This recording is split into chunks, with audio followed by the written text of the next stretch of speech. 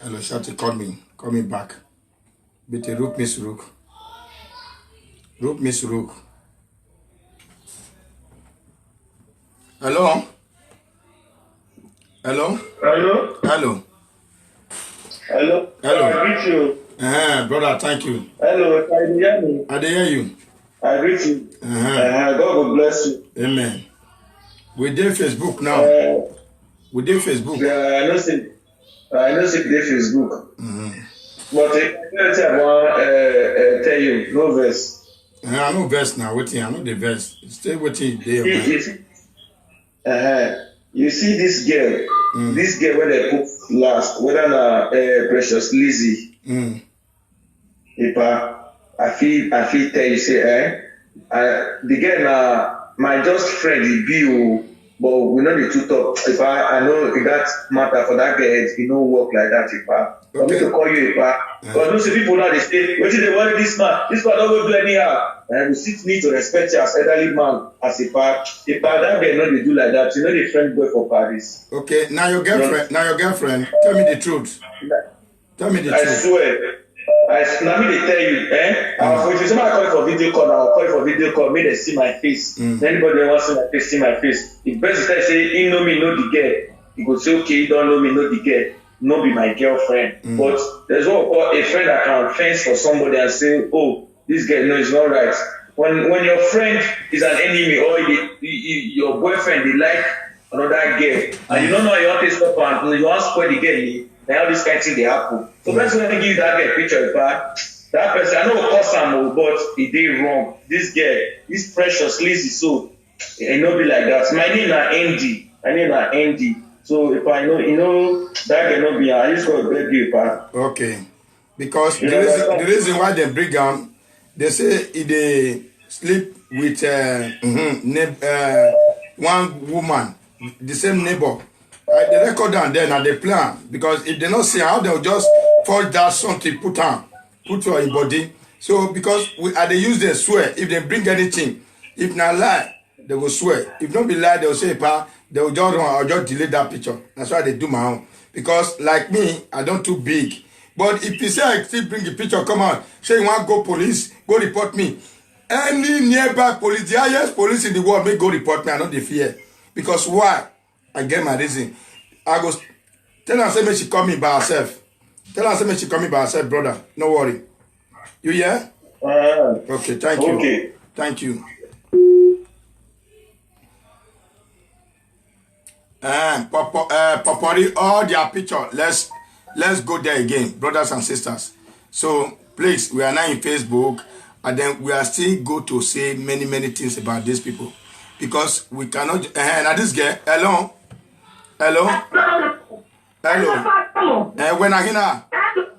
I okay, Laria, yeah, I know what. The girl, no neighbor, your friend.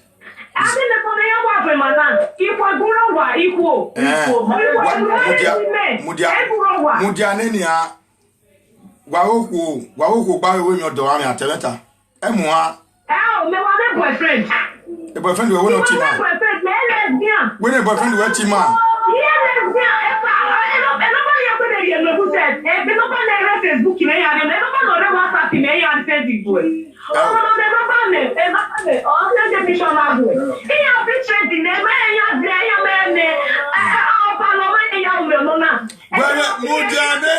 Where boyfriend there? Boyfriend. Okay. How long wakaro? Okay, when we na, di muna muna.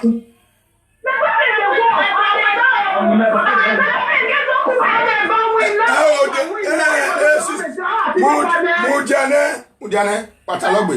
Gwe muja, gwe guwa mo. Di muna gwe no ku na, de ko na muna.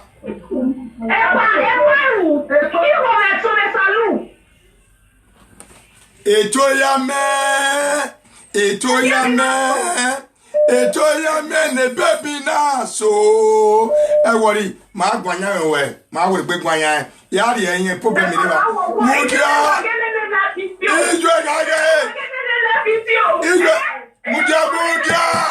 mudia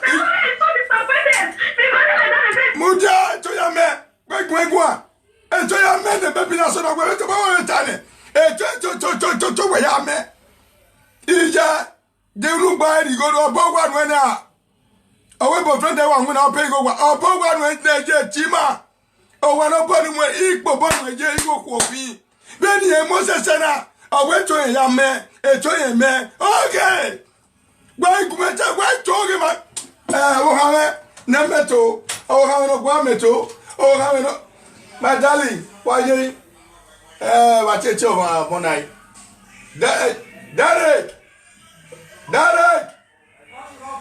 la ye gbeti me eto ya me eto me webo la gbeti me come make a tea for me my son my great son eti wa gbeti me don't no meto manai a meto ma wa me gwa no meto wa ti batie e ma ya no meto wa tie eto ya me hello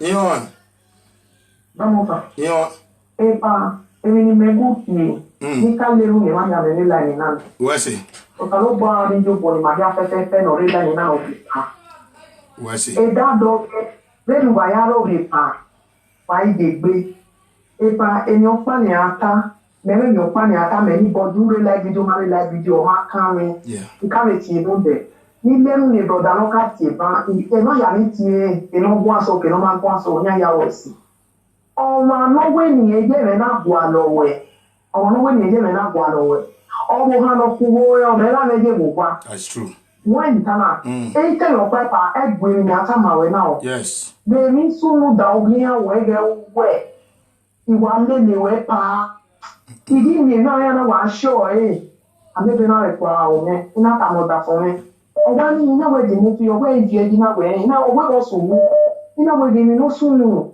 ina wa iwa we na ni oda fo me ya da wu wo na ile ni ele do ma ni ile do mama like ni no ma e de ri gbe ina di ku na le nu na we emi awe e pa di mo fi ye na ora ewe e de mata no emi na wa gba mu popa ọmọ mo saloba wo die mo ni le die vu se mo na ai yes they want na ya etena they want ina we bet o salo buwa we no heru we no jima wa ege mi no gbe na ji o de mata no die do to boy zewe na gbogbo ni agbo egboro ni o we no we pada o we na mi o no na gbegbe ni gele be èmi salubana de lu ma la de live video salubana de luki ona ya dollar for ya fe ko aten o ma e go pa when na le de mi go be live video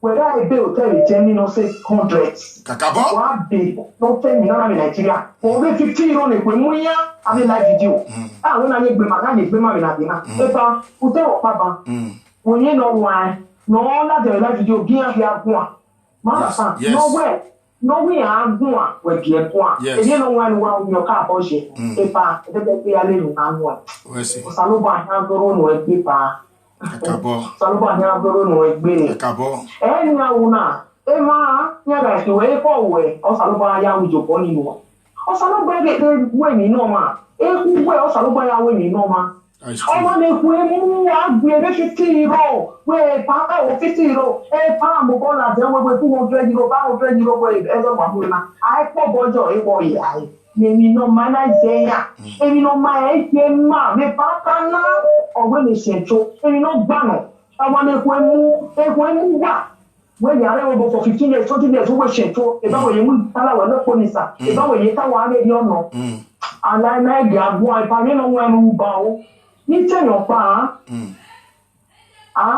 orí no wu yi pepe e pa gbegbo ọrùn afọ agwa ebo na baiga agwa enuka ebo na baiga igitale na baiga ọjọ́ pé ọjọ́ ko eri ona igun ma nele de gbe efo egusi awuyi wọ́n understand àwọn no ya wu pipi ya wo mi la style na e pa we worry we gi no ya wu gbagba bo wono na robo obo no bo ẹni ọmọ àwọn ayiro eri ona Well, yeah, I will be now. And what we know, Mama, will be your. Then they say, I don't, and I put on your way, you know, I am now. If you can't get in their way, I mean, they don't like coming home for 20 years because they can't want to swim. A good in any bar. Yes. A good in a bar. Money, dear, do. If I won't go up as a standing at one year, I good in a bar. Who are great by the movie, now walk away, but like a door.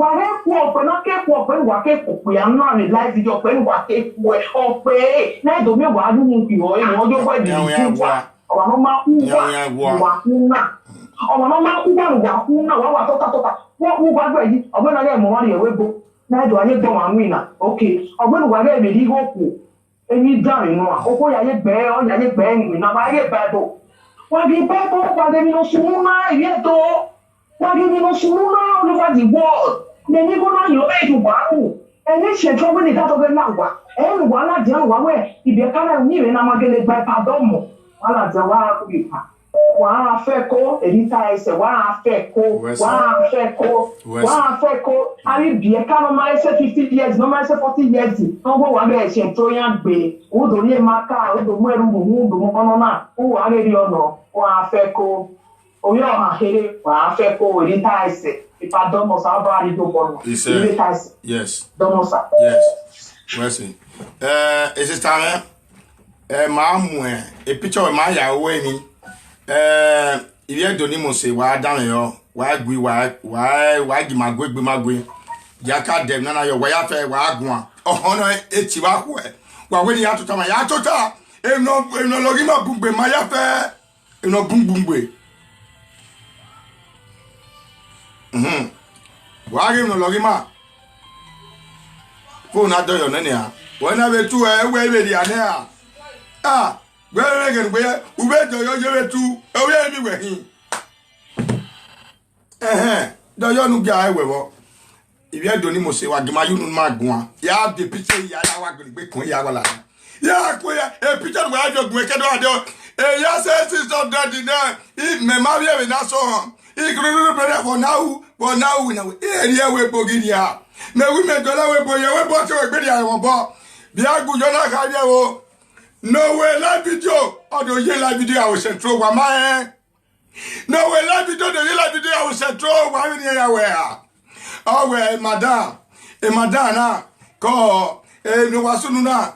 No panopa. Yawa money, we give you a social media president. Only well, I will go and make it. I need 200 your account. It's here you work any day. It's a troyak bedio, and you're being a bay. Equona no more. Or Bob Pacamela Jadelio, not a Kevi. Or Muela Janwana to Vela. Where are Vela? Evidence, ma ladia. Then I'll go who are telling him a tea job. Or one were women. Yaki who join your domain. May I speak English? Me not the year. Now, Pidgio, now the year, me not year. I say, if woman talk something, I feel that put. Why? Because I say women, they get soft minds. I know say they do something very hard.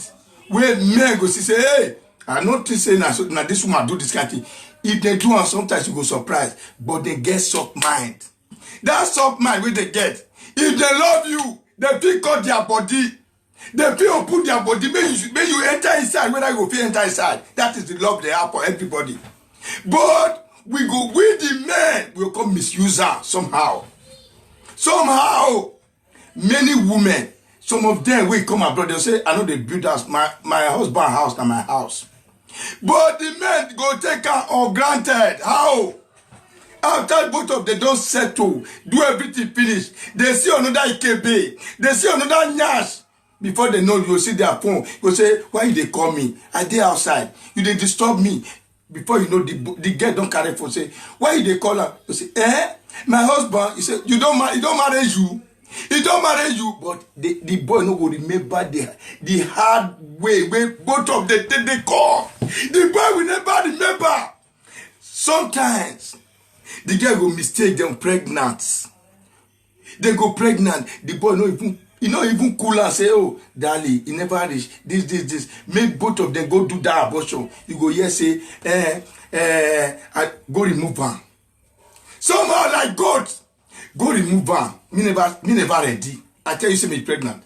Okay, that one go to say, okay now, waiting will take do one. Me I go hospital. You know even that boy no even say make it cool that girl. Vexation don't come. Problem don't come. Insulting word don't come.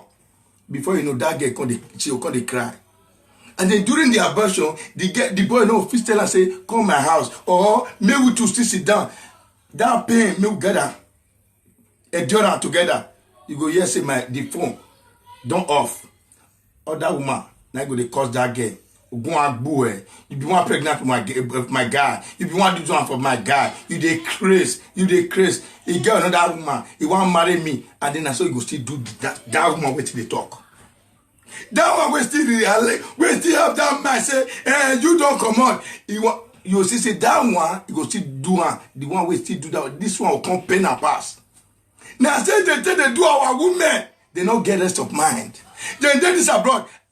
Wait till make me fight for them. Say, see how these women they disturb them. They go burn their body, do this one. Even though they don't see money, they'll still push the entire song. Go find money. I see that one say, no, this thing must stop. When I do one for the way to be the worst don't come. The boys no one work for about again. They depends on. I say they go call Charlie say, you want to come here, France? That one say yes. I don't know. They will say no worry. See, you enter bus, but you work for me. Now 1,000 euro I want collect from you. You will not they work. You want to you see what that one not be said. That one not be human trafficking. Is that not human trafficking? You go post woman where you say you love, where you say you want marry, go put her for where she dey work. After sex and done, they say how much you spend today, how much they give you today, how much you don't work today, you go meet her. You know see they work, you go meet her there. Then you just tell the woman say, where you dey for now? Me I just enter hotel, me I still give you one because me I dey go out because that one will still issue. Then they control them like God, all these useless boys.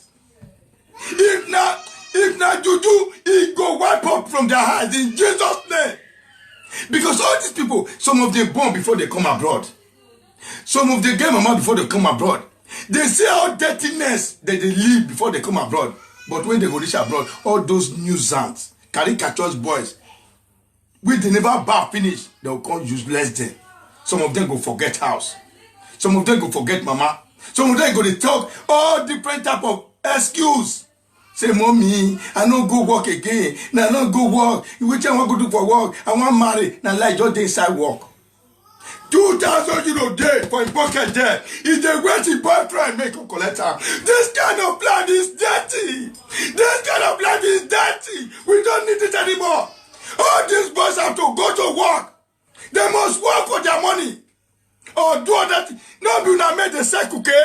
No be not made the sell drug. No be not made the do anything with to get money. They put in their hand.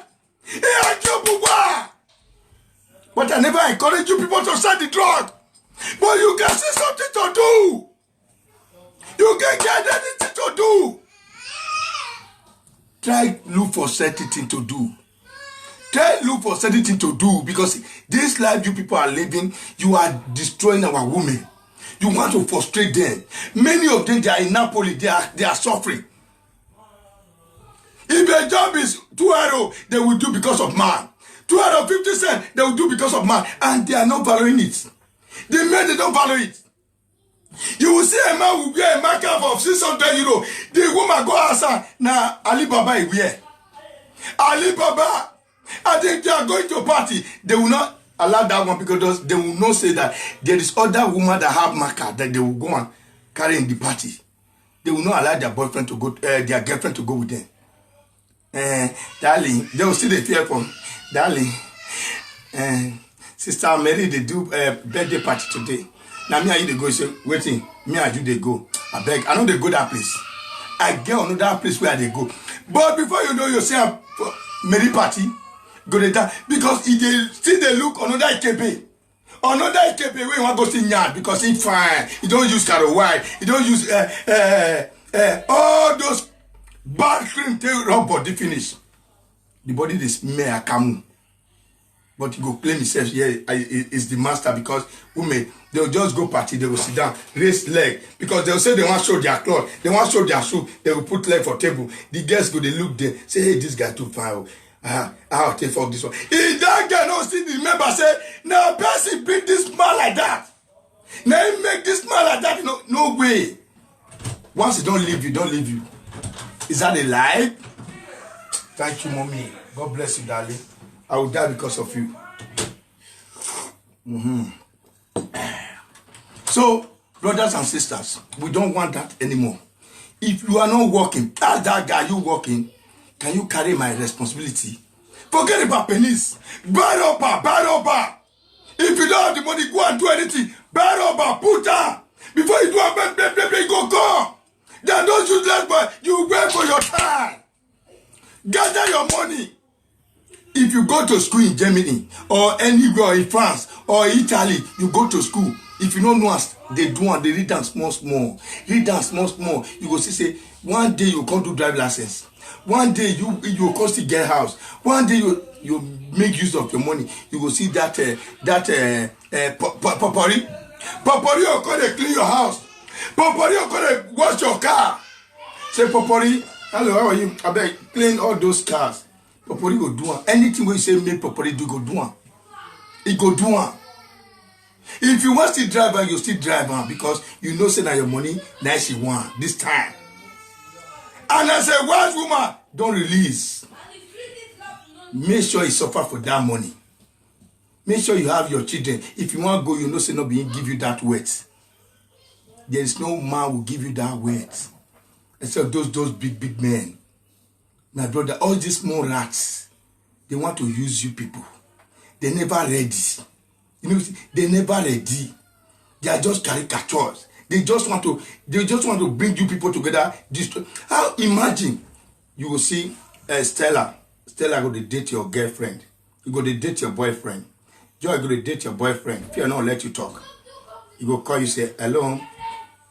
Darling, I wanted to come because you know, sister Vivian have a boyfriend here. He just come visit her. You say no chance. So you supposed to tell me. You know they tell her so. The house where you they pay for her. You want to tell her say your girlfriend, the boyfriend come greet her. You go say no chance for you. Maybe you just relax with them because why? He get other important. You go say I know their house, the worst at the day inside room. If you talk. If you want to, why now? Why? You go say phone go make my car. Or you go say my phone, my battery one for, my battery young. You go call her till the next day. That is the kind of frustration that they give our guests. When me don't solve our boots, me say me not pay my down. Then they want to enjoy now. They go die in mortuary. Now mortuary. Why now? Any presenters. If you dey chop woman and you no promise her to marry her, you dey do this one, because you don't get one issue. Me, I not talk. If I talk, all of them will die for abroad. Many of them will die for abroad, not be all of them. Many of them, when they chop a centro, when they do centro, now will die for abroad. Those who they will free in Jesus' name. Because it's not their will. I know say they rush man. Man supposed to tell that, you say, I get woman. You want to follow me? And I want just shoot to me, I go. I know they do it because have your respect for your wife. Have respect for your wife. Increase your wife. Because Toto na Toto. See us na the fuck. See una. Yeah, honor. See una. See, like me now, just come. I'll do like this. We'll just do like this. The boy will just do here. I'll just move on like this. Like this. You will just do, bah, the mouth with the mouth. With the mouth, you go to cry.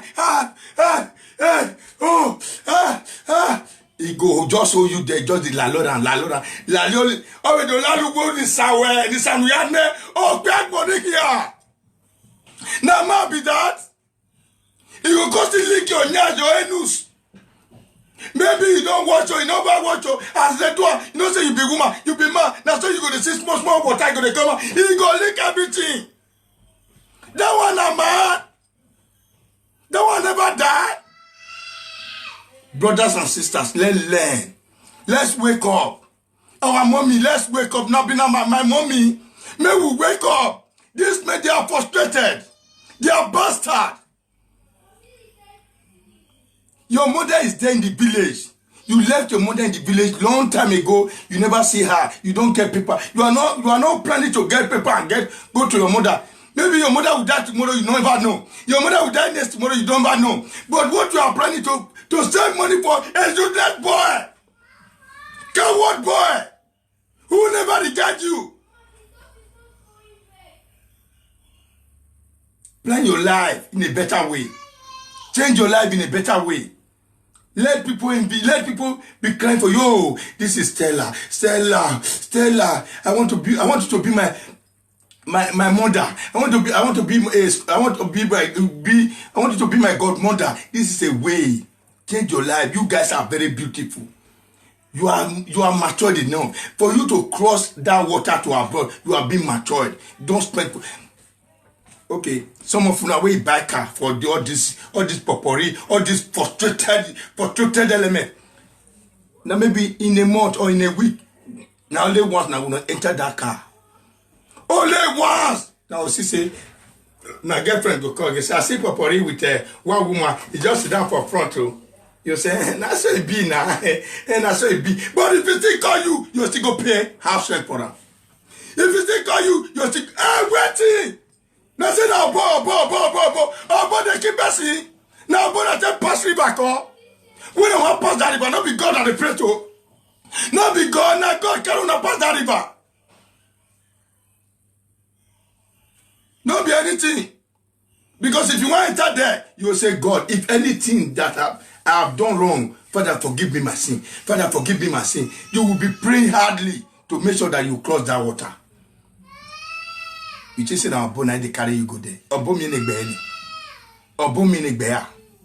beg you now. Those bad elements, maybe they bring their picture come out. Men I know say they are evil. Men we depend on woman. Money is. Whether I in that ghetto, anything or you be evil.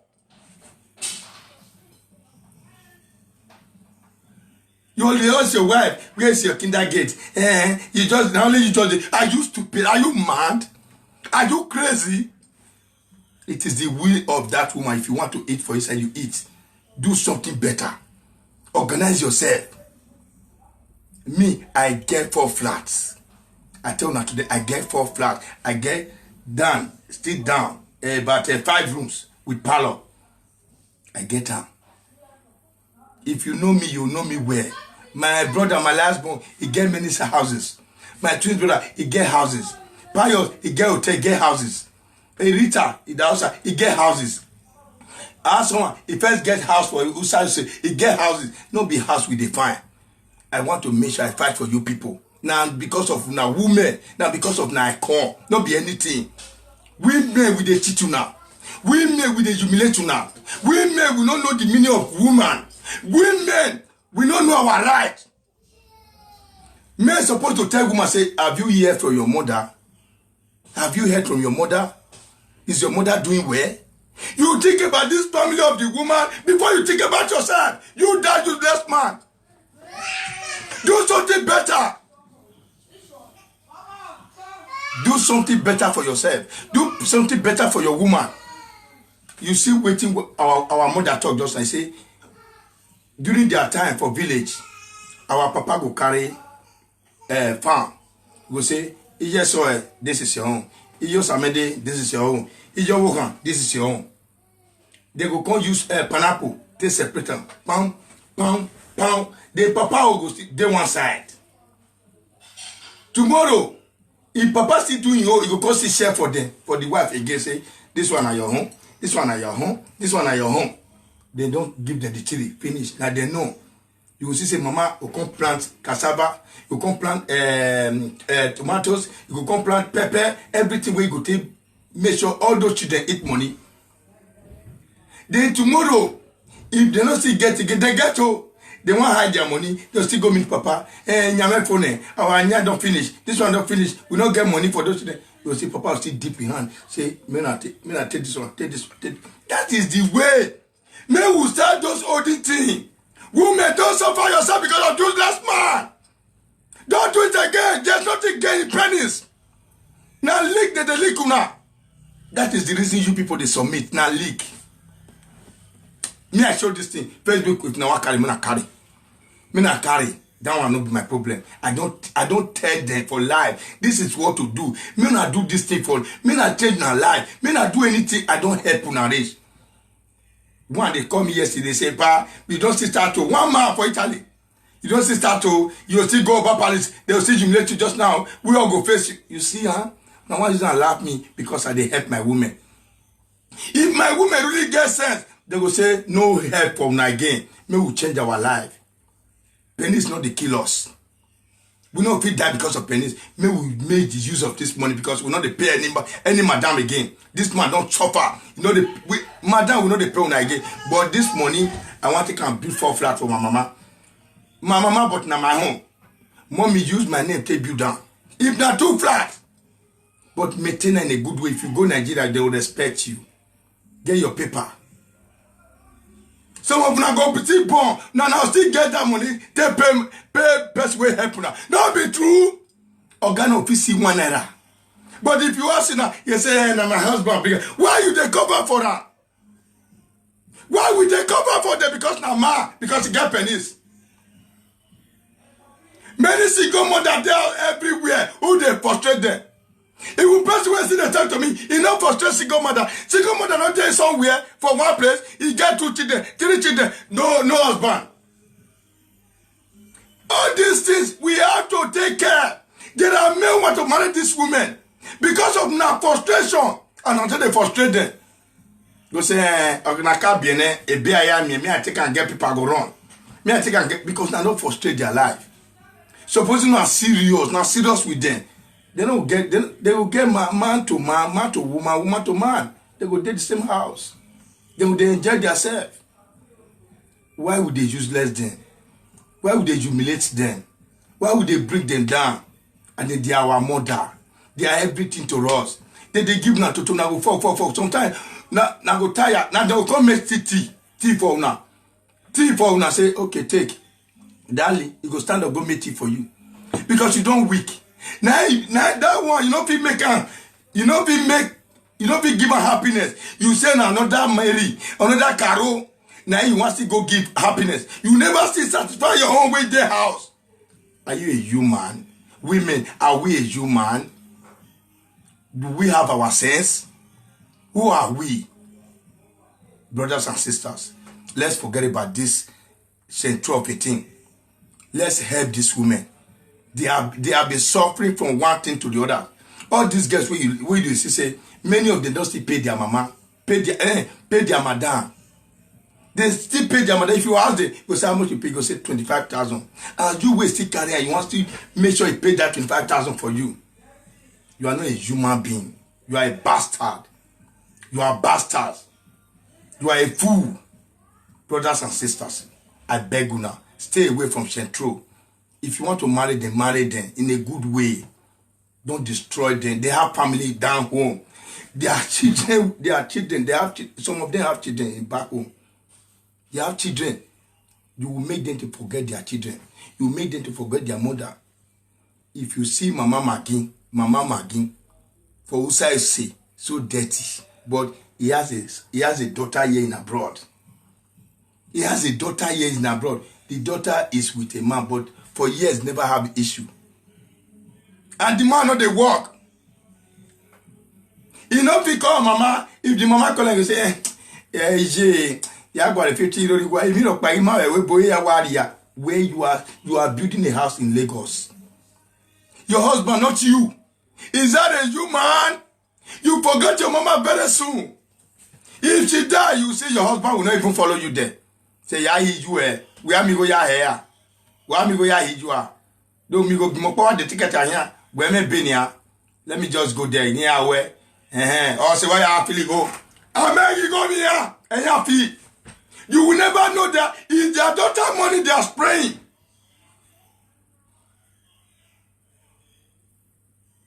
My brothers and sisters, my family, women, change your way. I they cry if I they see you now. Now know something. No. So that time, I they see woman, he go catch or a bo mugu. Or a bo, he go catch a mugu. You will come build house for Lagos, build house for Benin, but this time, now black people come to count na Mugu. A black person want to Mugu, we no educate. Uma we educate. Uma we educate, but why we not here? €1, €2. You know our money is down, while euro is up. You must know €1,000. How much? Maybe now 400,000. For my village, I will see 400,000. Or me, I cook my buy for Benin. Isa will say if you still go there, now you'll see land for 500,000. If you go Sapler Road, you'll see land for 800,000. If you go New Benin side, you will see land for 2 million. But all this money now they look at shit. Now no value and they say, hey, if I just hit once, if I just get 10,000 once, I'll say make my mommy buy land. Before you go gather that 10,000, man don't chop and finish. Man don't eat everything. I think go still come beat you, Jonah. Brothers, sisters, let's change our way. Those men are referrals. We men, we not get the life of our women. We not get the worth of our women. We let us change. If we change, you will see better things will come. Better things will come. I don't advise you to rich. I don't feel go kill myself. I can't kill myself. I can't kill myself. Me I go buy over. If I don't get how to buy over, I'll go buy 1,000. Me I call the collect. Me I do it. Me go buy. Me I take. No, she say all those men call the beguna. I don't say you don't satisfy. I go marry you. I go marry you. Say, are you ready? Go and see my family. Go and walk and let's see my family and don't destroy me. Single mother is too much everywhere. Say, well, wagon. They swear for now. They don't swear for we. Thank you, everybody. Let me on my phone. You can say something.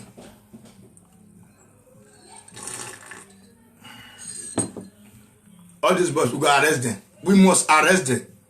We must arrest them. And an amigo must go to jail. An amigo, you must go to jail. Immediately this thing just finish it, an amigo, the guy go deal with him for Vienna. Oh, she go come here. And an amigo, you must go to jail. I swear.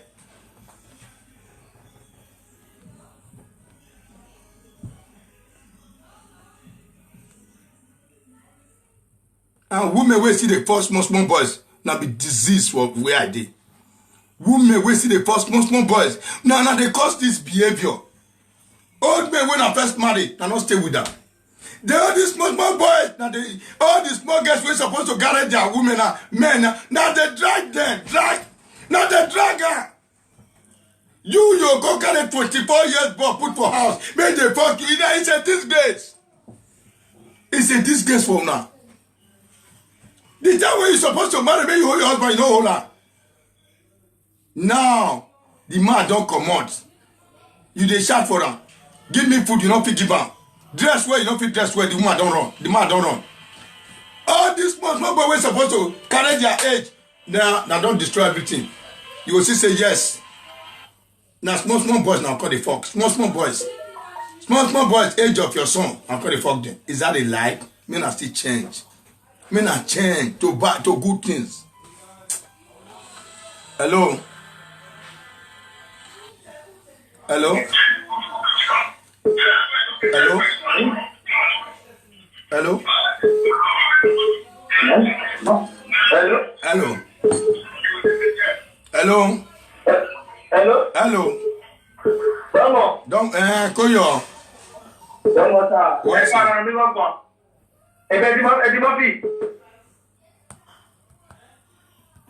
Then amigo, you are going to Zuo. Do you see what the boys are doing? The women supposed to learn. The women supposed to learn. They are still frustrated. They need joy, they need glory. Maturity not in their life. They don't have a future. They don't have future in their life. The women supposed to learn from this. Hello? Hello, Dambo. Waka go. We are talking with an amigo. No boy. We are talking with an amigo. Hello? Hello? Yeah, hello. Hello? Hello, Gwegwan. Yeah, good evening, sir. Good evening. Yeah. My name Abby Rose Gold for Facebook. Okay. So I see some of these girls' picture when you post. I just surprised, say when they say boy house rent and all of that. And these girls, because my clothes are the same. Okay, and they come. These girls, then buy clothes for my hand on credit. For the past 1 year, these girls are not keep pay for clothes for themselves, but they see money, say they pay for house rent for who for man.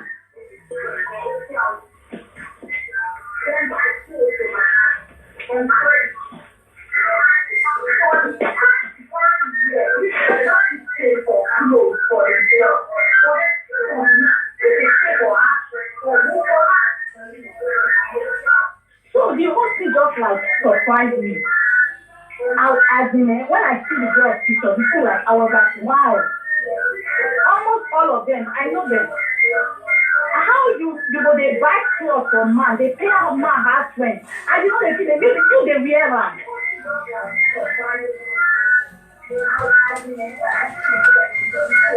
So from those pictures when you post, I collect some of them pictures.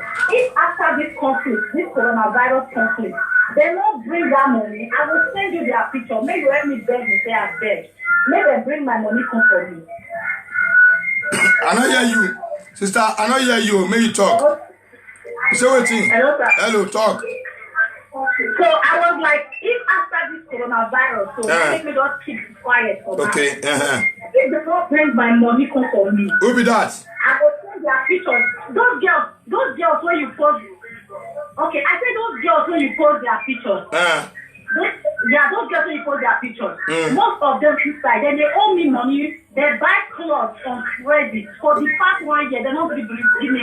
Okay. All those girls when you post their pictures. Okay. You see? So I just surprised that you see money say they pay my husband, and you don't feel pay for clothes when you wear your for your own body. No, yeah. You dey pay husband. Fuck me. You dey pay my husband. You don't be buy clothes. You don't be pay for the clothes when you wear for your body. I beg our women. One So of if after this coronavirus conflict, they won't bring my money, I will send their picture come back. Send that to me. And make them bring my money come for me before they go they pay for my husband.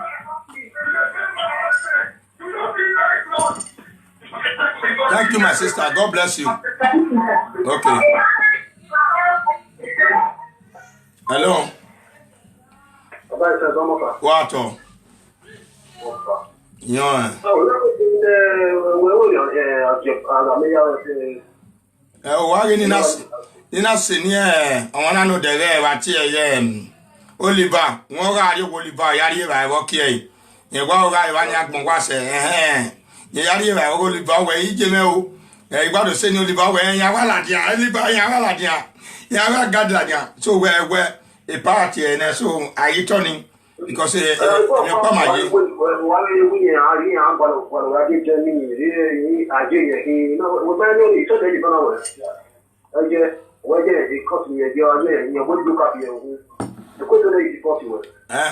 My brother, il est bougon with Jenny.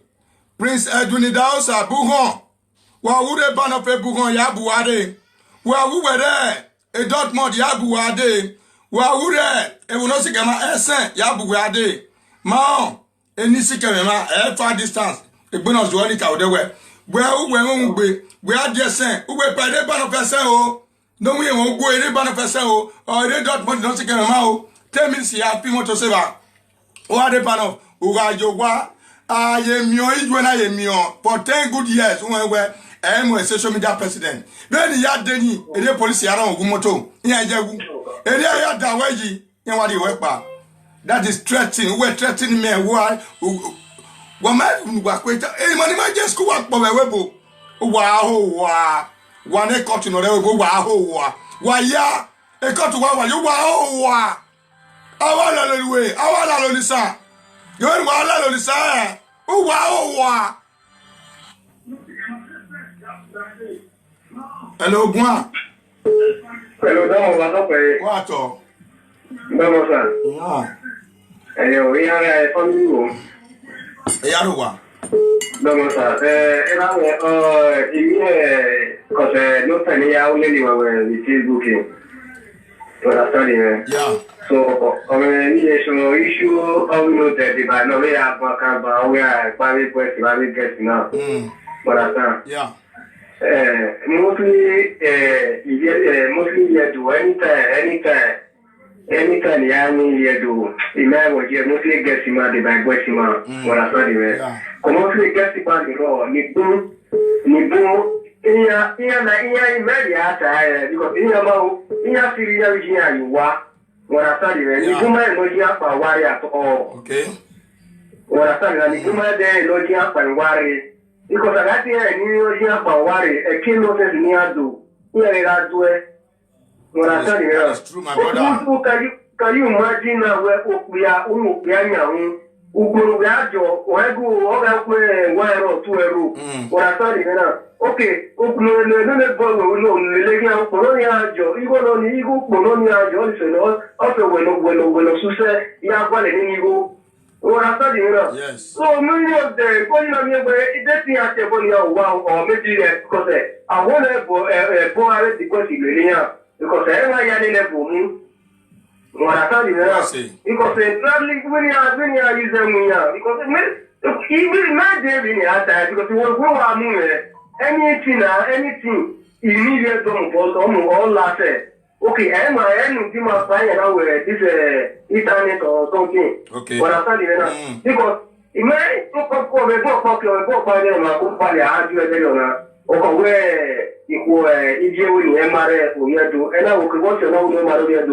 we have that here wa maro yedo iya ba mo ya kilaloji ora sari me era me mari oni niji me ya mare eri me niji me wa durave okay ora sari ora me we eni wa mu ya na ora sari me na o ko we okay o na wa fede wa la mala ko yedo wa mala ko yedo wa fede yedo o ko fi adichi o se ya fede ya understand na okay akwena we no nije na obe yo obe bo do yedo obe ya gbo no mo fi to understand na okay o ma we na the same thing so be ke ni alu enwu ya e ma pare wo na okay understand ni abo keke ni apa ware ni mo ni ese tu da wo no keke ni se ti wo okay de gba we go we ya na go ni ayu wa ni ri ya de ni any area we can move in ya we area we go or maybe area we ya bore we lapo ni ya de we ya mi na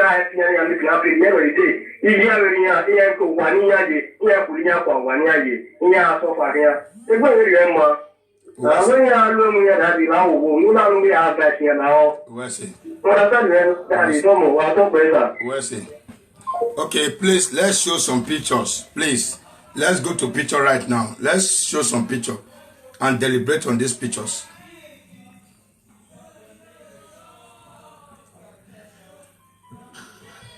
Hey. Hello. Hello, pardon. Hey, Epala ikole unde sesi Lizzy. Epa innocent no, amaya mi ropa o. Okay, innocent. Innocent no, amaya mi ropa o waje o. A boyfriend we know at every mama. Boyfriend di me o. Oseme no. O pe agbon re kile we ye me hone. Every time wa. Then boy yo. O pere vote on you yo. O pere we vote yo. Me on ya. O pere we vote yo me we are vote yo for make we learn we vote yo. Eba mi awa pere ke mi je wana mi ni kwala we bo wana ni amio. Okay, wa ma wa gbon and continue. You are a good girl. Wa yan. E be bom gbegbe. Epa tasi Lizzy innocent no awa si o we be lo ni uda obi ere ma okwa eba wo gwaje mana de sa wu awa se no mo wo iya ye picture ge iya ye kuwe iya ye picture ge kuwe. Okay, ama only again no for one abi. You know.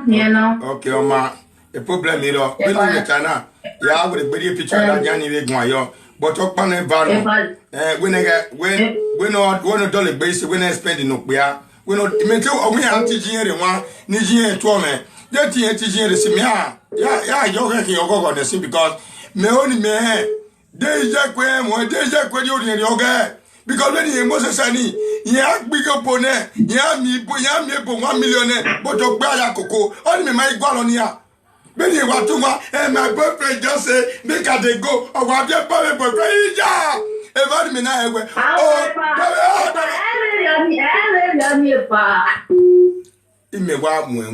Ipa, my boyfriend just here, he just they cost me. He said, Ipa bego, Ipa, hey, Igbena Mawakara. Igbena Mawatana. We are going to get a boy, Ipa. Salo bois. And then we must go one boy in here, wait to ya me, a to make here, addressing, every to addressing, while we say, Salo bois de Bawa, and I mean, make Minayo, Mario Bobai. Salo bois upon you wagbe, but what are you bobai? I'll work out. Ik be a do a like, on your do a lick wa. Ik be a do a no wa. Ik be a jam. Equal power. Get me out. Equal power, but man is the head of the house, but equal power. Oh, woman, I be no piano man agbon. Oh, woman, be a piano man agbon. I got panicky. Oh, woman, be a one agbon. Oh, Betty, be a one boy. Oh, for your mother, all your wago, don't come out in wine. Be a fair. Hello? Hello. Hello? Hello.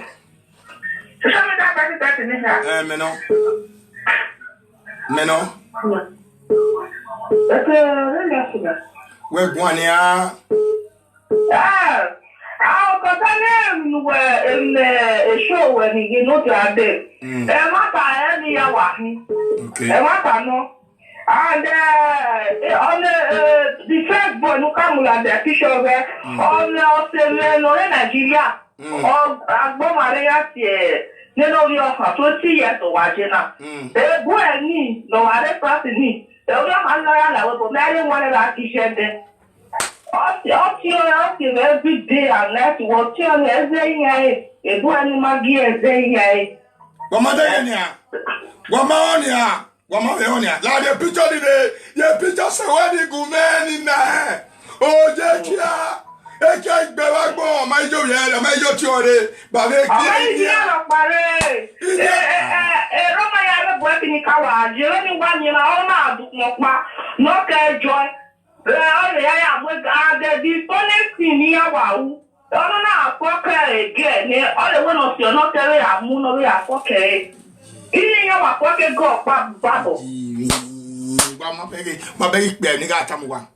listen, you see what is going on now. Sister me talk.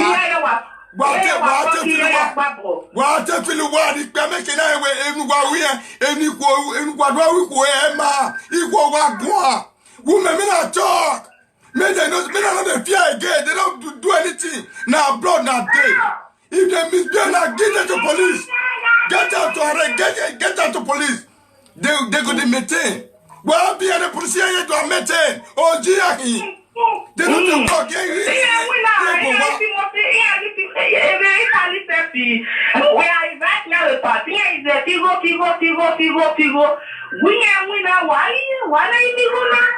If you are one mouth, let me any. Get the day I am the Canadian Roma kept myself. Let we are going to be a frat near I going ahead. Here was walking their car. They get the phone, they get the after the Italian I don't be here. A frat, the position here. Here I am when I go near. I want. And then you want small girl like that. The boy was deceived. Boy, I want more. Now, what for Wayaro to try name my brother? Now, what for Wayaro? You see the nuisance they are committing. You see, barbaric. Okay, where's AJ? Marie on there. Okay. That person. Hello. Hello? Hello? Hello?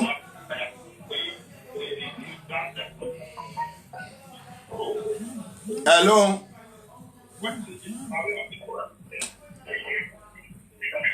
Hello? Hello. Hello. Oh, me no hello, boy. Hello. Hello. Hello. Hello. Ẹ padà mọ̀ sàbọ̀. Ẹ padà mọ̀ bọ̀ sọ. Yonji. Ọmọ sọ. Yon. Ẹ padà ìkọ́ni rẹ̀ ọ̀nà bíṣọ̀pù ni ní ẹ̀bà wọ́n tẹ̀lé ní ṣe ní abẹ́ tẹ́sí Lizio. Ọ̀tẹ̀lẹ̀ ní ṣeré nù. Okay. Ọ̀tẹ̀lẹ̀ ní ṣeré níbẹ̀ ní di bíṣọ̀pù ẹ̀ wá tẹ̀lé ẹ̀bì ní bẹ́ẹ̀ náà wà ṣọ̀kẹ́ wà á kọ̀ wọ́n túnú. Ní àwọ̀ wù. Never was the Olopia. Where Opiamunyan one, then in when I shall marry for a berry, bang, then in could meet TJ wa, then with Demi, every asa. So, and I wear on my a problem. Now we picture now we are Tamija, yeah. Or what do well a webo, no so clear, no making a face family. Tana, or what shall say when you may have cut you, Tana, we are not told, we are with David on this. Okay, we do what?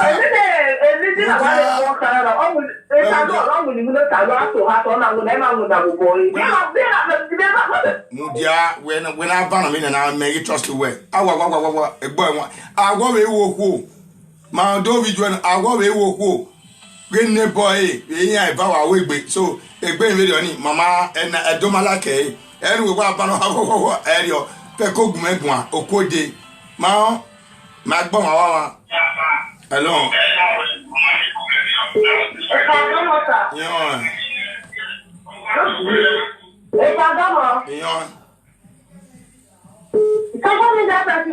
Why, home? What's it?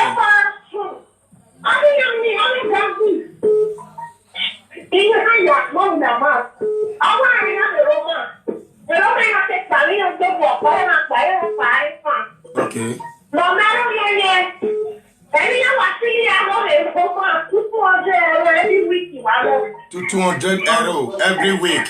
And you pay now, Biani. Uday, a copan on Nania. Yea, Wagia. I will Zua, I will Larry a call one.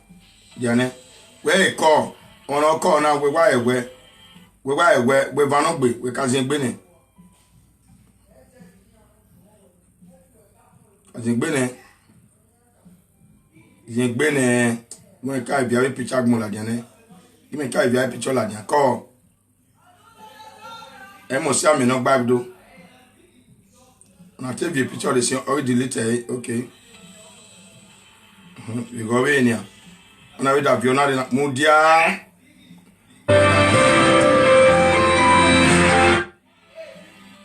wa mo dia ne ayi na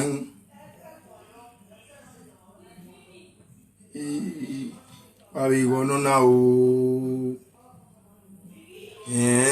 oku wabi na hina ope wa video e o be ope wa video e o yen video ne do yen video yan ne do aka yan love e bi re yakegbe o e wori igbe wa ajo na ro dali eyan wa pe wa moyo o e wa go na go my call was send out. Onisa ke a video no na awena mo jene a block him na onisa owono nyoni sa dayana ke wa video e ori video e we ya ne maybe oni igwe no digo de we ma mi go de o to fiyan ki o le bo we o wa mo la dia o wa send ni na mi ko wa we la o igbu wa ma ba le igbu wa no pe na wo ni wa mo gbere o pe ma bie na wa we gbare apartment opa wa we gbare wo wa pa uma bio menene o mi se na we nyawe yigawe egbi ehu ege predicate ka ori o wa nyegbo wa nyoni sawada e ge nya mu wela jane e we ya ile ga yana egbi a de na wa bu wa gwan sef o wa egbe ya wa we no ege na be send donari abi na hina e bo we egbe central ona we gbeje to a egbon ti e ebo ni Maria ona ebo enya no enya wala luwe abi wona una ye enya o abi mi no mo enya o we wa spend enya o gba gun oh god nya gun ge igbe ni cho picture ma wa gba ge na enya we ya we hello Hello. Hello. Hello. God, all these guests, but I tell you one thing about all these our guests. How many people take come up for that? Advice they say their character when they call adult for Europe.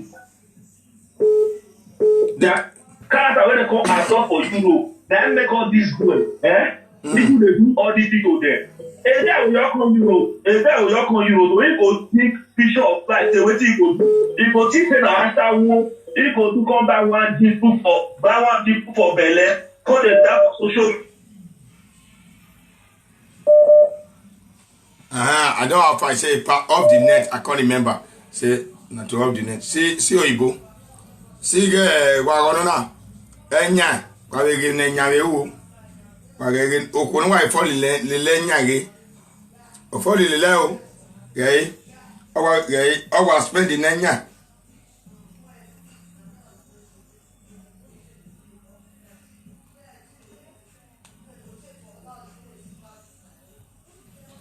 Oh, was spending Nenya. Wagay. Ye want the Mijago no now. Enya na wa munyaun enya. Amunye munyaun. Okay, on your wenye ya. On your wenye ya gema. I'm not saying we are EJ. Why video man Nigeria if you were. Why ya have your picture ya ladian what do I video man? Emeta okoni pembo gbagbe ne emeta no do yan tamuwa owo na ye gbe won maye won enya munya won enya kekan omalele bo na welele bo enya oni ebe kwona mo boyo won oje bogwo hun be no mo sese na igbo won ma ije mo towedo yen mo towedo e o ma gba ya be emi ya ni ewule abi ko na ya when you say Piago Pia, again, what I want Davijima, anybody around wa. Again, you know, ROIB, ROIB, then Nepa, ROIB, anybody around wa. No, get we a doma my party go. I am go where oh, okay, Nigeria, I quite sure, but what Biare, Bugudu. Okay, enya we. Saw it. Ati ona saw it.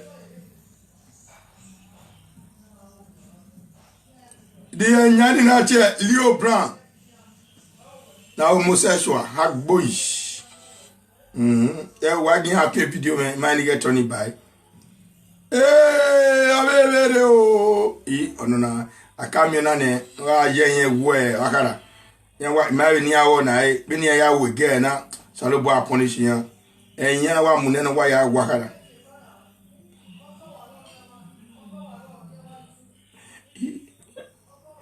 unu aso no na unu wa ya podi sa o gege wa send egbe se deguwa imadogun na mo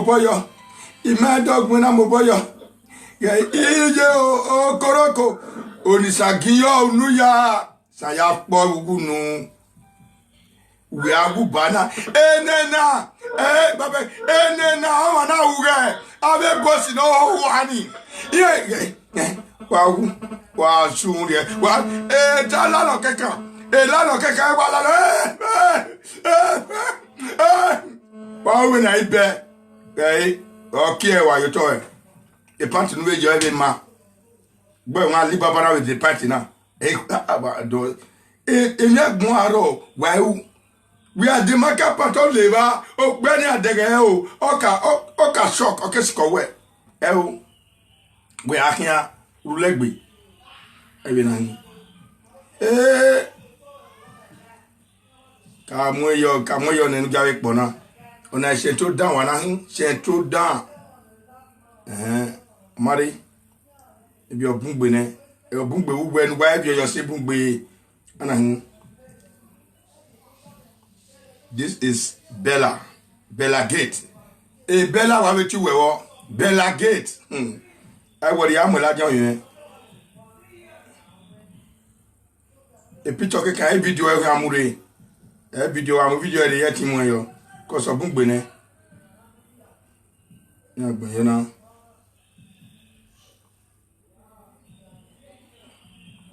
You need my number. Why me number and call? I need no be me with your run. I be bossing here. Be showing you one wagging out. Why yagging out? I be sento di Jojo di Gbogbo. I be kurete di Jojo. I be Vasashina no laluhe.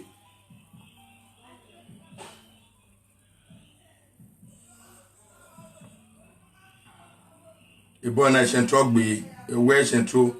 Sento na gbe. We mu dia gbe wa nyuwe. Ma me picture di ma show ma bo e go no na. Oh, Uji ati ye.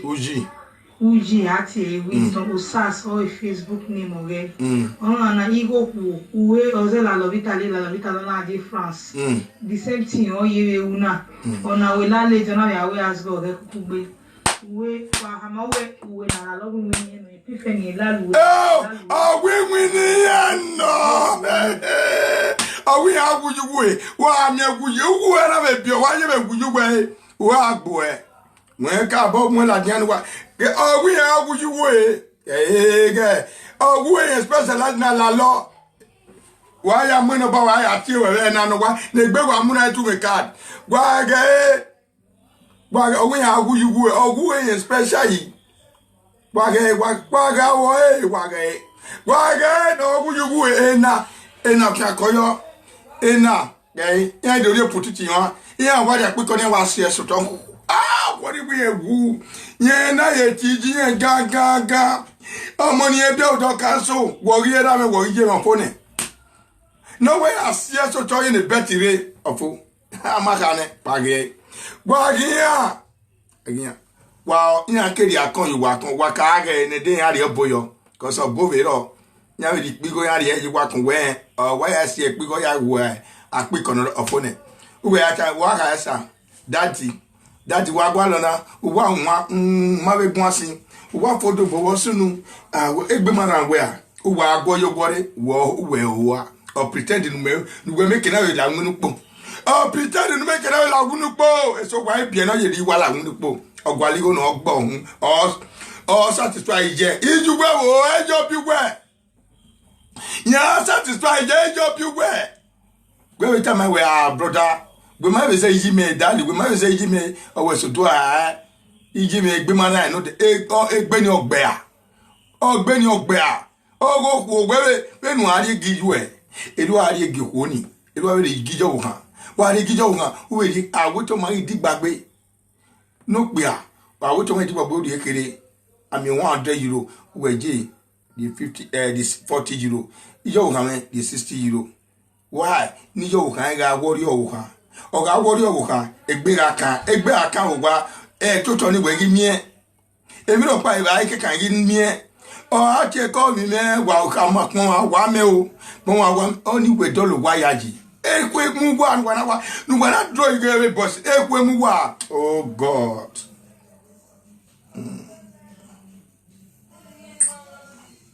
ya be ago be hian ona ibe kai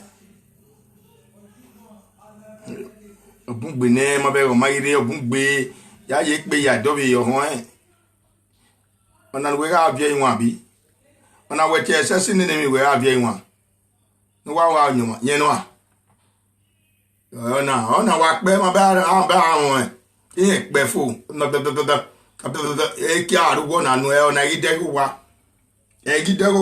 fe ko go wa re wi ne o wa mi je wa ri o wa na do mi ewe akwega ire udu adie gbo e we fine boss we e boy no ma fine say we agwalu we won obakwa adoni odori we yo wa o ma be ago ni sana ogua na te pori popo na te chakere na te abe udani ya bati yayi imwela jani ata pori popo Popori Melody Chakara the boss Nore Nanawo Oluwa Egizi Awumudani Awa yoyowa Awa somi Abu no sungu France. Non leve. Bache go na ige. Non leve Torino. Iana leve Torino. Iana leve wokpa no rugbe odo bache oni woyi. Ni asungu. Iana leve odo. Iana leve robu. Iana leve. Iana gboma nevero. E popori. E poripo. Iana gboma nevero. Melody, I want to go law for one. Melody, have the picture while I want. Bright, Shakari, Shakara, a bright at you, Shakara, oh, Lua, a greasy, where you want a greasy woo. A greasy, why is a greasy lining? Oh, Halana, who are greasy lining even when I bet you true.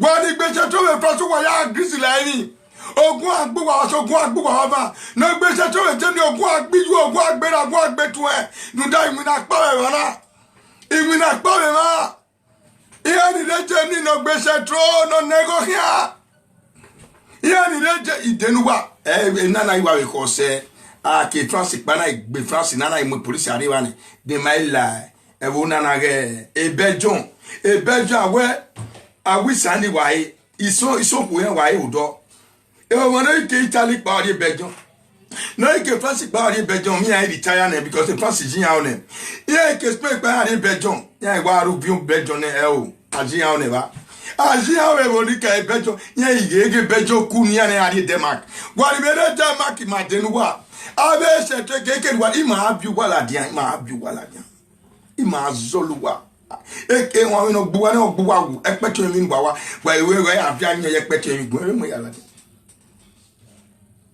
wa sungu wa gbon wa lo han eke wa ye idenu wa enu wa we princess bin da so wa de ni ade go bo na wa bo ni wa no gun bo ni obo mi ne gba fo obo go gbua pastor na ni ma ti gbe coronavirus unu wa je ha bla Ibrahim e baba yire ni ha o twe coronavirus o twe ye ya e tu wa ya gile hia wa yire we ha ko e koro go corona go e baba ha we corona na e we ni ya da me fetu wa ya wa ne o bi o ge dan ro akwa me big man wa gbele we no wa gbele hia abi pastor na for one night fake for wa gbele ya awo bo ni gbe ma ko ne for one night wa gbele ya Caro layo caro virus gbele ya yiya ki o meme yiya ki no wu ya ma nda ya ri agbona ya na emi o se po be ya na emi uwi kwa iwa lala amawe lalu wa ya lalu ni sabai isa na ne west product gbe wa woni na akunwa ya isie wa pe wa ye gon give me 20 years give me 5 years. If we are, we don't need 5 years. Me Skodora. Let me talk. Yeah, we are Ibaka. But yeah, we are talking about your Veladian. Pick my call. I have important message. Yeah, no car winning. Wa won wa do mugun do gbe bo wa be o ma kan wa we won gbe do mo na gun na nuta gbe ma kan wa na igo nu ekun a o se nu ya bo wa na bo we udu ambo na gun u ma ye kan urugbo egbe we bo o se 5 years 7 years ne o ko gbo pa ma ijo eri gwe we gbe ka na u ma ye kan la ho gwe o do ko na aya mo gbugba o won gbe ya mo picture gun me ogun gbe ne mi ba delete sorry but I don't delete my video Facebook wa liar Facebook wa ya pe wa mie we den wa hai we get na hina if let me talk with me. Good evening sir, I follow you on live video. May God bless you and your household in Jesus' name. Amen. Well say, Sabo Adebawe. I will wait. Comment in only many. Okay.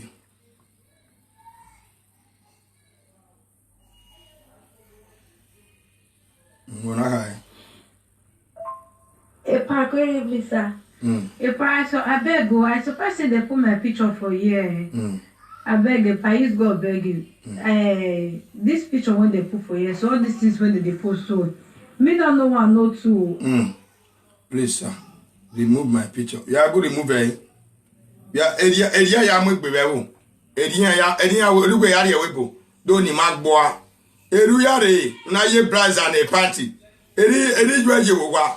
I remove my picture. Remove my picture. Bwana do di bwana say ye wo na. Ebu ahia we bona e bichi hajo. Outside we wajena.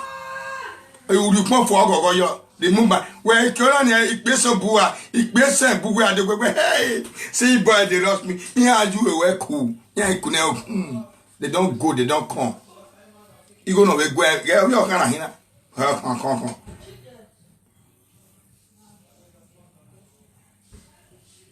Ikwe na mo, you go no na ni.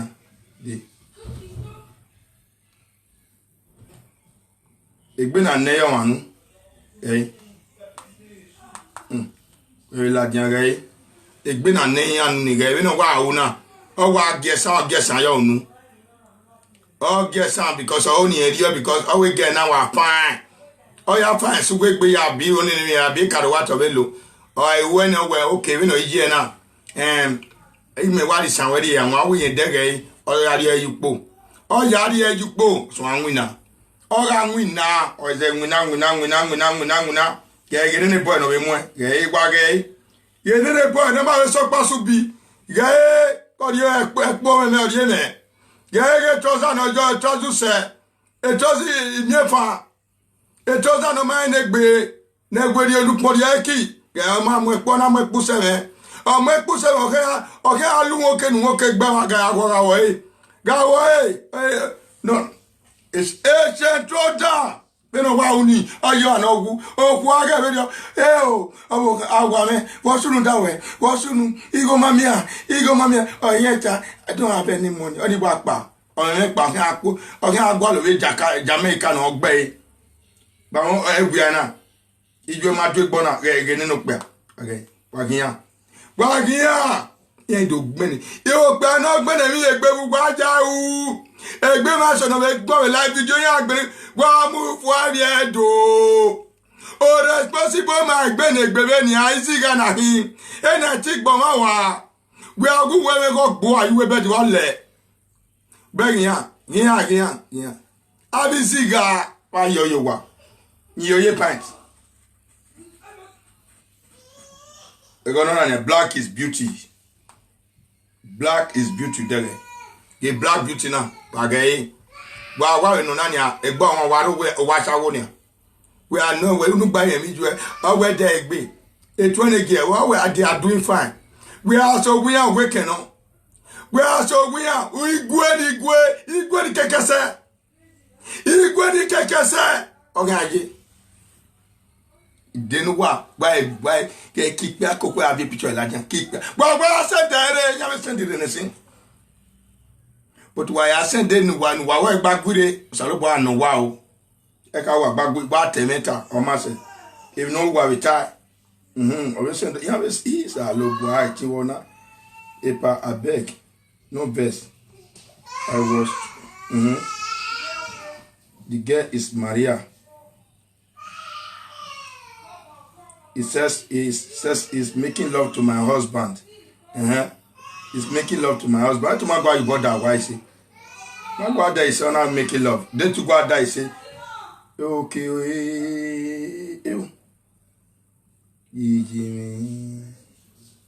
I show no na but my key.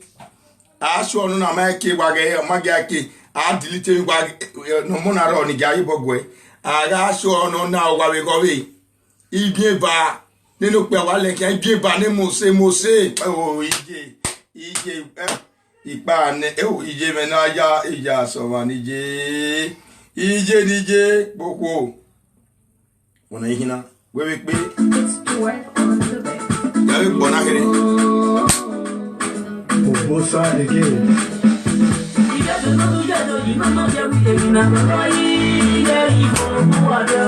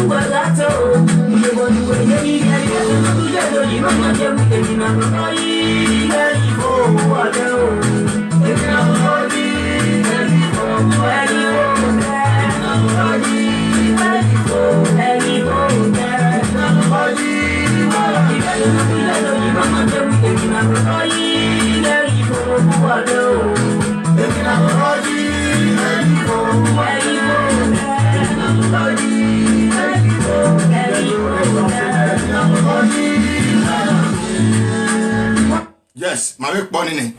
If you do not do ye, who ye do ye, if na go ye a full buwa, why I fair was it. Now we keep us one. And I will do me where, if I saw na, I saw none one. Wage, if I done it there, tell EJ, I saw no one just so. And you want to your hand, you near your honey, Now this one I do the brochure so it now do the brochure. If I really want to do that video because I won't call. We know the Paris paper, but I know everything with the call for Paris because I said it's still for Paris. Now when I come see the way they do, we know the Italian girl, but I sure I can't direct. Now I come out. If this one now let's and they suck dick. And they fuck his roommate boyfriend too. Roommate boyfriend too. Okay? Why go okay? Bege. What dege? Why na buying? Been out so na buy. Oh na buy. On say beku. On so when you take swagger but we might be say okay, what your information is but we why benegbe. We know benegbe we might be responsible. It will be my way. I will call it. I will dana. You dey fancy na ge. If I enter YouTube, I will that YouTube there go like YouTube anyway. Wa gbe won.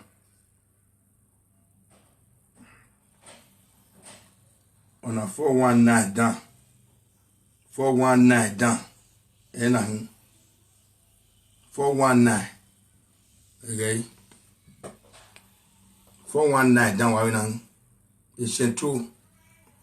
Central. Why now? We're gay. I'm better on Central down. Oh, why now? Imani you in the Central. Eh, na bata. Central. Where.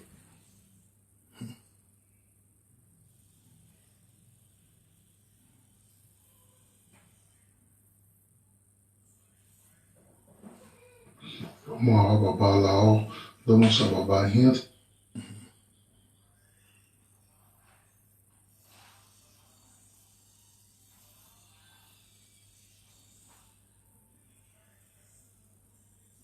When I do send the picture again, you know when car video na when car delete kwane why gbe o wa je gbe ya car delete kwane why gbe cause obungbe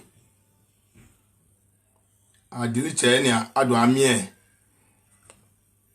Yeah, we do key. Oh, I deleted the video.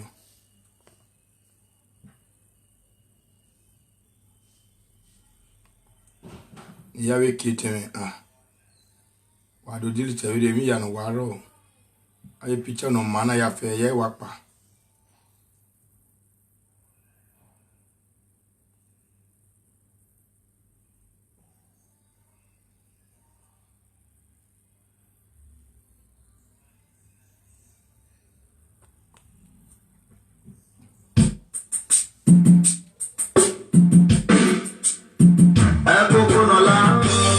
Popular everywhere.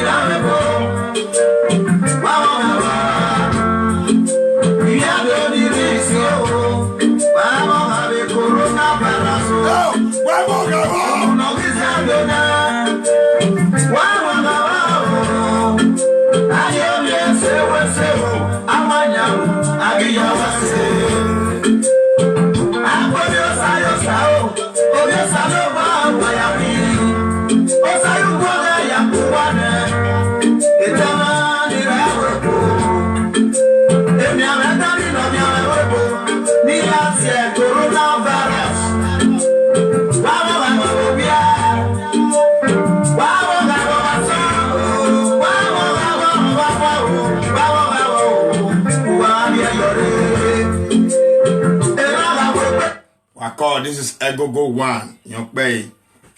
Wawesi. Mavi Kyang. That way. A my boom no be a picture. E.g. I would to mark Bobby Akbona.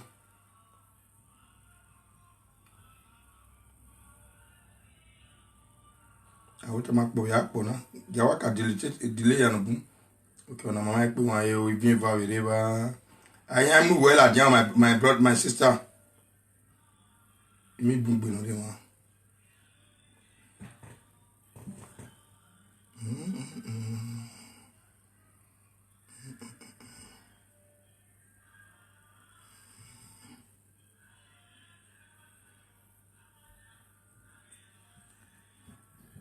Passez de account number gomme. Yo, SJ.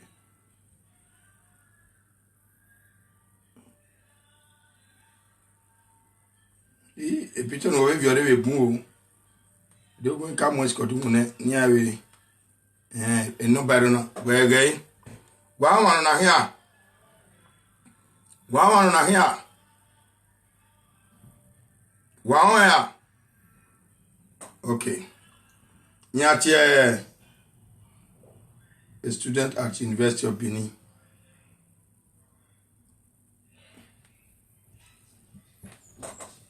On a boy na kwa hawa. On a boy na kwa hawa no work mazi go gege again na I mo picture la janwa.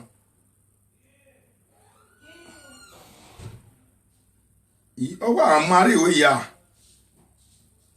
Ya mare wa mu go ari wa ya mare. Abi. Hey, I get one. La wana sendere doguma gwa. Wa she piche mona. Ma she piche mo.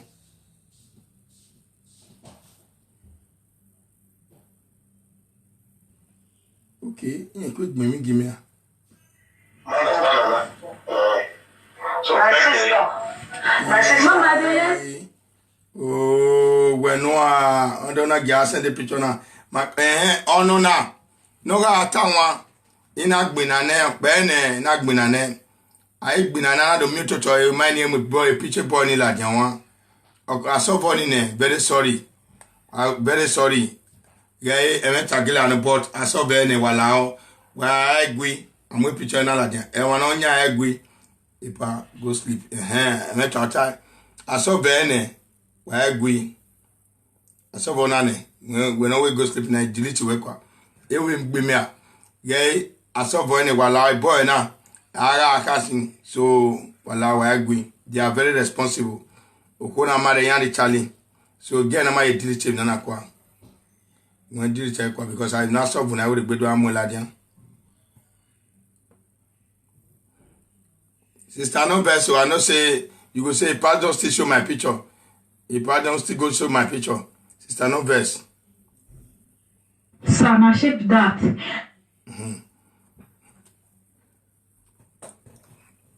See you. They say you the snatch boyfriend. You the snatch boyfriend, you say now you get pass. Now you get money pass, you go pay. You go pay money. You take and clean the boy. Buy motor for them. Maybe you never buy land now. You never get anything. You see yourself? You see as you pose? Carry your hands, come out. As if say you be queen. Head of the world. You don't see your life?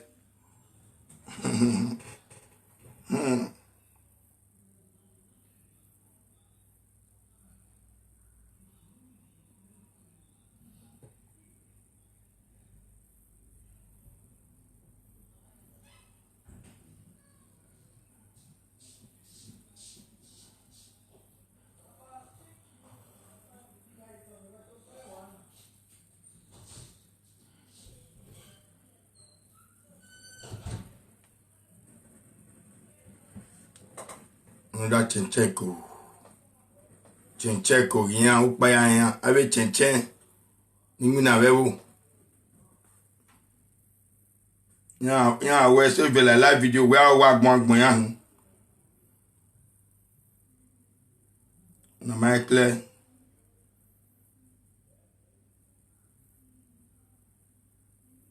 yesterday I can't find it in my wall. But okay, I want a video ni.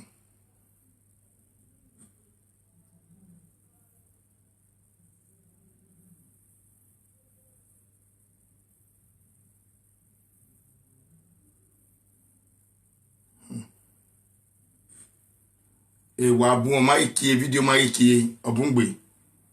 Eso ona wa bi enwe kwa. Ma do ki kire. I want more than that because of logging agbi. Okay.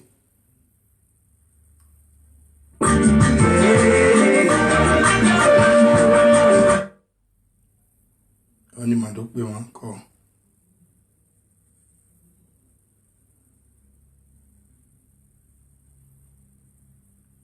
Why am I be picture Ladiana? You have your Friday and one, so why do call?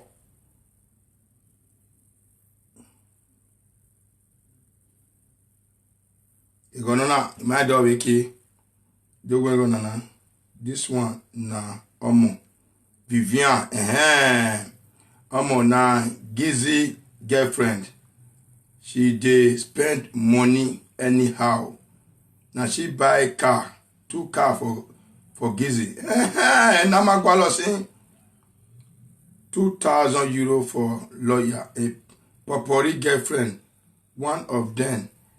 Now she pay 2,000 euro for lawyer when they take release. Wa bi wana la bien.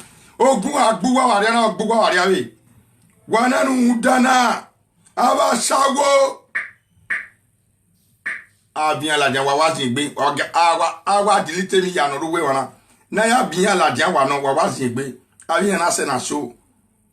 Ai wori wala o. Wa zin gbe we go no na iji. On avait où? Il n'y a pas de on a baka ne moi.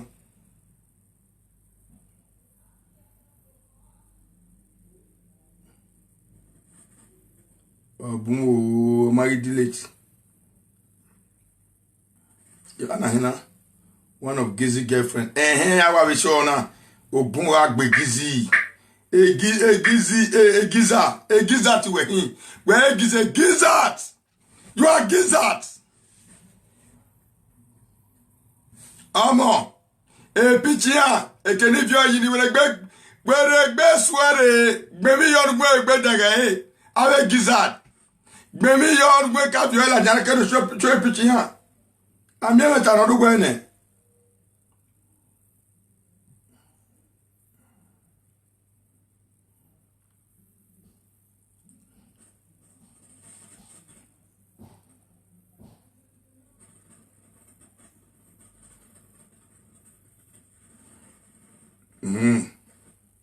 Okay.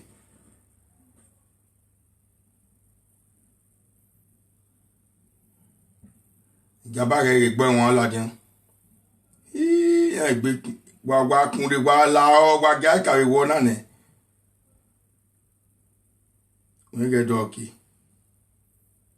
Ọba gẹ̀ kí ọmọ Vivian máa yẹ kí eré ọ̀bùn ní àbíọ̀rẹ̀ à.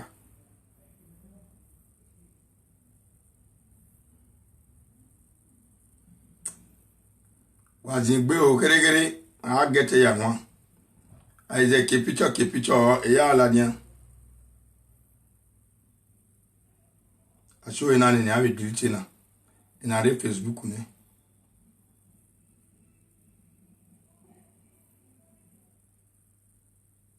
na review Facebook ne o ge ni nwa na hu na sister ne nwa ona ge ni nwa owe o dare owo ogen abayen o won ta won owo ogen abayen do won no gelegele de no se no na send picture na de owo ogen abayen no ta the guest so wa ogen abayen o tie nia because we no ya gun won owo to yen me owo boyfriend let me say in English language pidgin English the girl said whoever posts her picture is like you tell lies against her. Why?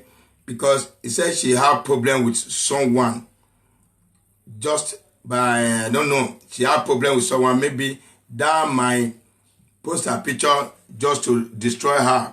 So if you know you have problem with that, you know, I want to send it something that be in a him. Yeah. So if you really have problem with her, then you send, I have your number, but I don't want to call your number now. So if you know you have problem with her, please call her, tell her you are sorry. But if you didn't call her, then it is true. I will call you after this program. Then call you to ask, is it really true? Then explain what happened. So if you explain it, then the best thing, I will come out again, even though it's 12 o'clock. I will come out again to say what she really did. You understand? So that is the reason why I will wait. You understand?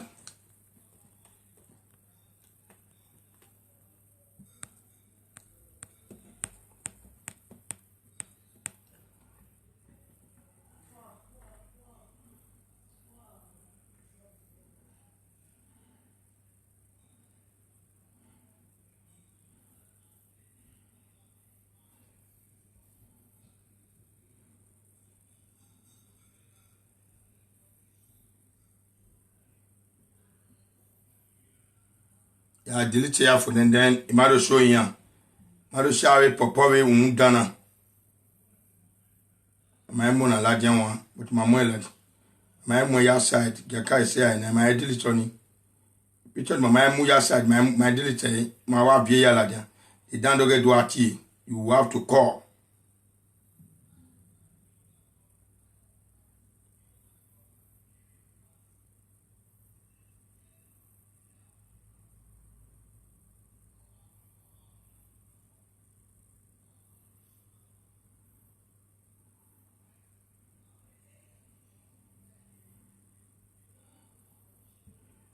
Let me see, maybe I'll be winning. Or I'll be.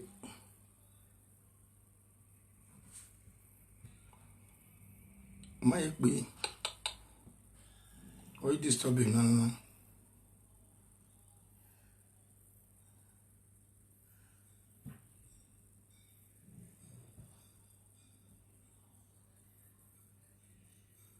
I did take a picture of Bunny, man.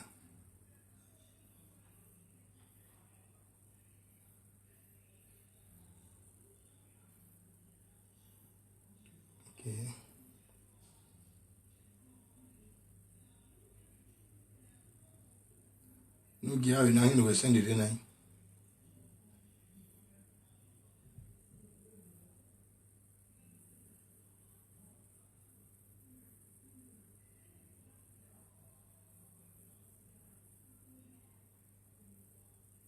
About you don't make going up my fian because my yarn is sing. Yeah, quick. You know what? Oh, walking I.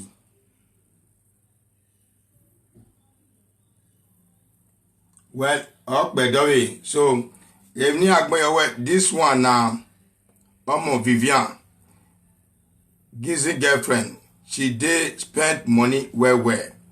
Okay, the fool be this Gizzy, okay. This one Vanessa Popori girlfriend, one of them now she paid 2,000 euro for lawyer when they take release so they spend so and the boy they beat me up well. Oh, so why worry my do so orphanage man raw orphanage I won't worry happy man the bawa only me we are here nana popori nana muya yega why fair was support equal ya was support no support no we support I bon yo ma the account number enyari la jena ya we tie Zenith Bank no no we bo na we I bon ayo because orphanage mama only my temu ma yake you go ne do ya fe ena gwiyo ena we gbina yo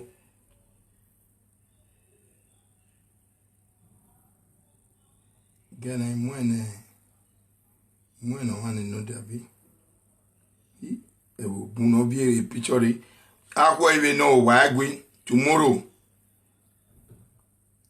is another day. Big woman.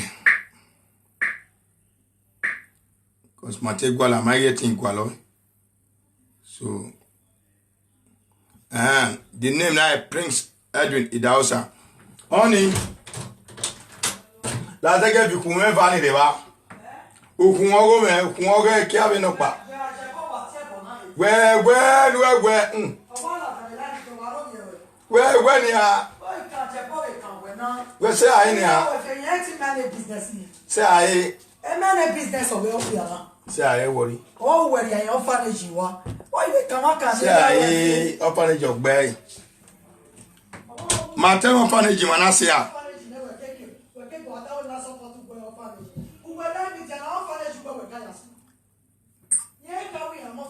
Ma say na job manasia.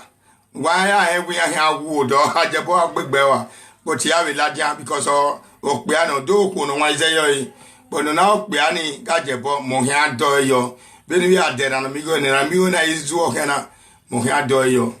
When we are bije mohia do tamwa bije ije yo ha ajebo bewa. Because of what? Okay. Because of what no kind bon we o amati bo wa idene don't win wala je wona wala janu die but ja ewe because in my car for no kan wa talo ikagene the account naga Prince Edwin Idahosa Zenith Bank account naga 20866 778 if you want to help you help if you don't want to help don't worry it's not by force now. The account number is Zenith Bank account 20866 78322. So edio wano wa riwuyo bo wo umana we wa gbon ayo ma so Air Force but e wan riwuyo bo ni maya je e France because I boss na poporina mama na wuya mi oyin na me uti mareke kwa we live video mara wuya mi manari police manari lawyer wa and I again because evidence were on my yaga. I want any agbena near was second bewana evidence law. My again, my giaga, my gang, I made dog baro, my atene, Dano Lelawa, Yelelawa, so I know.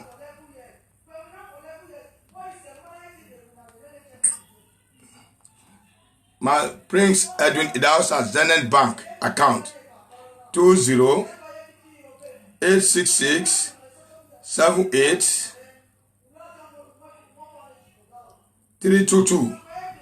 Ma that is the number ni mayawe welfare ni jogima de mana ma do wana wa we wiyobo don wa we wiyobo na ya ye e Paris na ya giokpaga udoni. So thank you everybody, God bless you.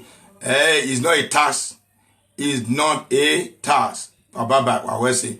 So having tomorrow ma we swen shetro wa en wa wangele di o go o ma misbehave yan lala we gbe tie yare ma we Imaya Gbini Binana said, say, on thing, my case stop. Hello. Hello, just a moment. Hello, pardon, yeah. The boy now. The boy now, the work when I only back who is about getting a patina. When you forget that man, I'm a person. Okay. No, that's one more going on this affair. So where's the Jesse mommy? So my way of pani just where Nina Binani Kunatia Shetuna when she tried to book it. So I said the Binawak Queen now we my way to stop him here. Here patient true. We are going to budget on here Benek Bia. If I need Benek Bin or Elijah live video, they are also true. What equal by I